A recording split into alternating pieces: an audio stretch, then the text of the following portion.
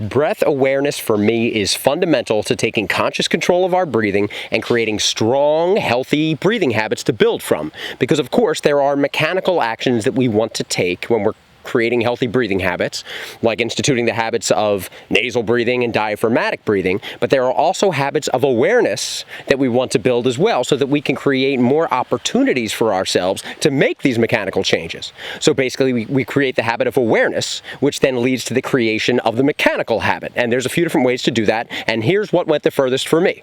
Now, when it comes to creating the habit of breath awareness throughout the day, it's easy to start by pairing breath awareness to an activity that you do every day, like brushing your teeth, taking a shower, after sending a text message, or looking at an app that you do frequently, or even just being stuck at a red light. It doesn't matter what you do, just set the habit. You can set alarms to remind yourself. And then when everybody asks you what the alarms are about every 5 minutes, you'll let them know, hey, listen, it's my breathing alarm. Okay, I'm very serious and passionate about my breath and breathing health. All right, and look right in their eyes when you tell them to. Or when you just wake up or are going to sleep, practice breath awareness then. Those are also very practical. Make it a game for you to hold yourself accountable, just so you can get your foot in the door. Now, when we become aware of our breathing, there's a few different actions that we might want to take depending on the situation and the outcome that we're trying to achieve, like focused nasal breathing, diaphragmatic breathing, light breathing, maybe some breath holds, maybe outright breath exercises.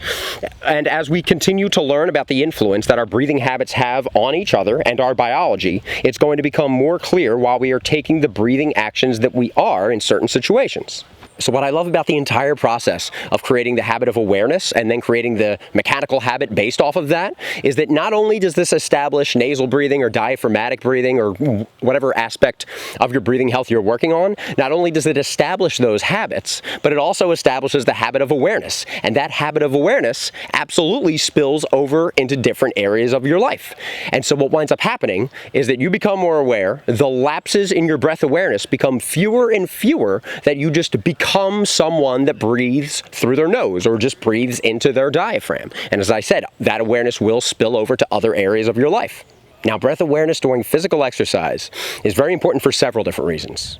First, we can use our breathing as a litmus test for how hard we are or should be exerting ourselves physically. We don't want to work out or exercise harder than we can breathe properly. So if we find that our physical exercise is sending us into dysfunctional breathing, for example, if we need to hyperventilate for an extended period of time, if we need to breathe through our mouths to alleviate that feeling of breathlessness, those are signs to reduce the intensity of our physical exercise until our breathing health can support that physical demand in a sustainable way.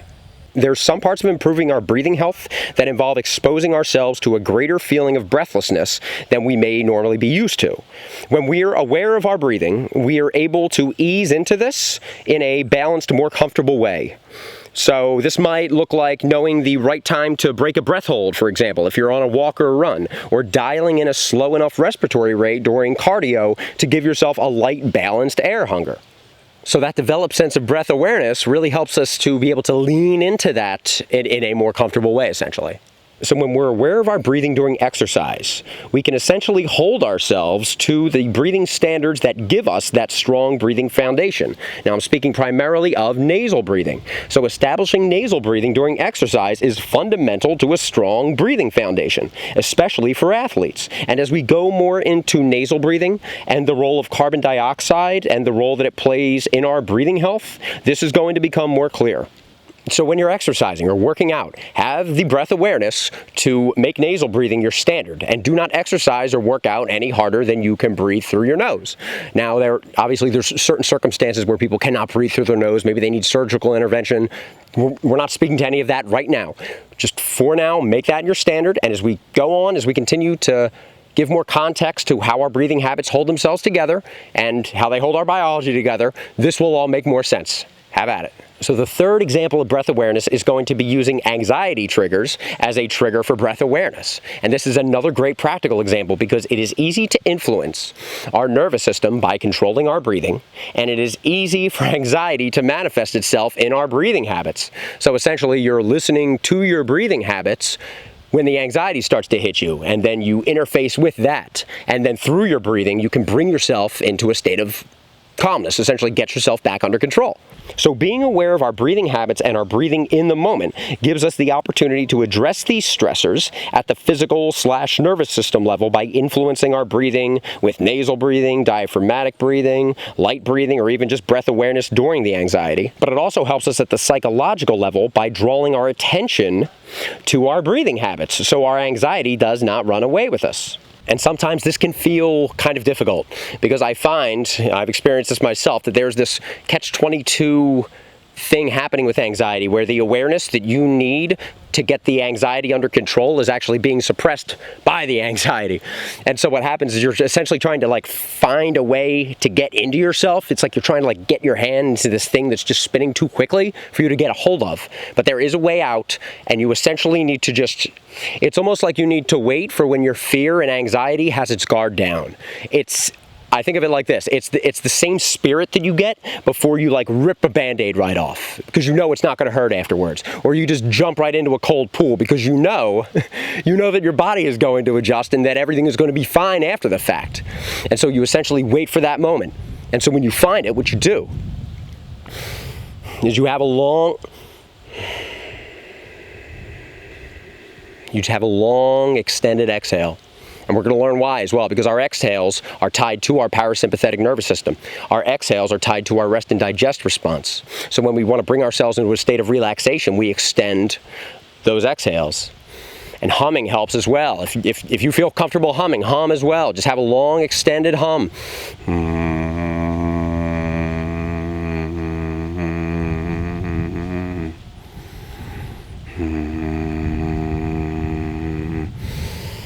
And what happens, I'm feeling it right now, what happens is you get more slack over yourself. And then as you get more slack over yourself, you get more slack over the anxiety. And then you continue to do that. And you continue to just bring the anxiety back down. And that's just how you find a way into that. And being aware of your breathing, again, using your breathing as an anchor, keeps your focus right here to keep you getting away from yourself. So there's multiple factors calming ourselves down here, like the nasal breathing, the diaphragmatic breathing, the long extended exhale. Again, using that breath as an anchor for our attention, and the hum. Have someone you can hum with. Find a hum buddy. Just find a hum buddy. I'll tell you what, go up to somebody on the street, ask them if they want to be your hum buddy. Just with no context. See what they say to you. So I also wanted to talk about the obstacles of breath awareness. So it's essentially what is standing in the way of you becoming aware of your breathing. And I might get a little bit of resistance and pushback on a few of these, but I'm absolutely fine with that. Now, number one is the narrative, the story, or the meaning that you are putting onto the event or the subjects that are subverting your ability to essentially keep yourself just in a state of just here, just calm, unaffected readiness. And these stories are very strong, and everybody has some version of this, and this topic deserves its own video because these are so powerful, not just from obviously a breathing standpoint, but from a coaching standpoint overall. So this is when we want to stay angry, or stay scared, or stay in a state of learned helplessness, or stay in a state of social anxiety or identity. And so explicitly, this can look like, I'm going to stay mad because it's the right thing to do. Or I don't know why I tried this. I'm just not good at anything. Nothing ever works out for me. I'm just not built for physical exercise. Or, oh God, I cannot believe my kid did this. They are so irresponsible. I've told them 100 times, and now we have to drive 2 hours to bail my kid out of jail in some small suburb in Pennsylvania. Everyone's going to find out about this. We are going to look like terrible parents. And all those stories, all those narratives, they are all standing in the way of our agency and our ability to stay present as sovereign conscious beings. Because after a while, the story starts to make our decisions for us. And all of those things then get in the way of us. And it's weird because it feels logical. Like it's almost like the stories themselves have a will to live, and they're trying to create a state inside of us to, essentially to stay here and continue to live here. And then they start to make the decisions that let them continue to exist. So what we want to do is we want to make those stories or those narratives, we want to make that our trigger for breath awareness. And then when we find that we're going off in our heads about something, part of us needs to get in front of that train that's rolling, and it just needs to breathe through it and almost forget that it exists for a second. And then when you have that clear head, you're able to make decisions from a more informed, conscious place, and then the stories and the narratives stop making the decisions for us. And after the fact is when we'll realize that they were even doing that to us to begin with. Now, a few last messages before we go. Everything that we talked about today, it's going to go for the majority of people. There's obviously edge cases that, it should be obvious that we're not referring to those. And as we go forward, as I continue to put more content out, we'll be able to build this thing out more. We'll be able to get an idea of what we're looking at. I'm trying to prioritize this information to make it make sense. So essentially, I want to say, again, breath awareness for me is absolutely fundamental to taking conscious control of our breathing. And again, it's almost like you need to be aware first before you can take that conscious action. Maybe that's not completely true, but you got to start somewhere. So thank you all. You have a great day.